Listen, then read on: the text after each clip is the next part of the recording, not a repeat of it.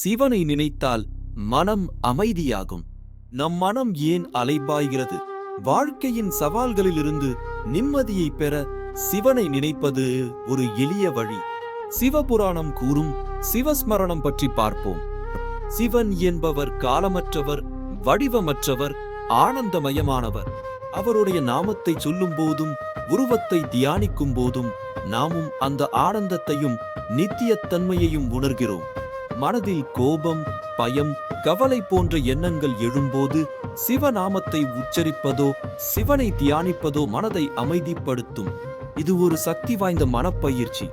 சிவஸ்மரணம் என்பது வெறும் சடங்கல்ல, அது மனதை ஒருமுகப்படுத்தி உள் அமைதியை கண்டறியும் ஒரு ஆன்மீக பயணம்.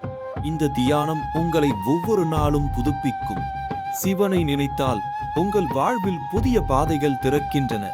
அடுத்த வீடியோவில் அதை பற்றி தெரிந்து கொள்ளுங்கள்.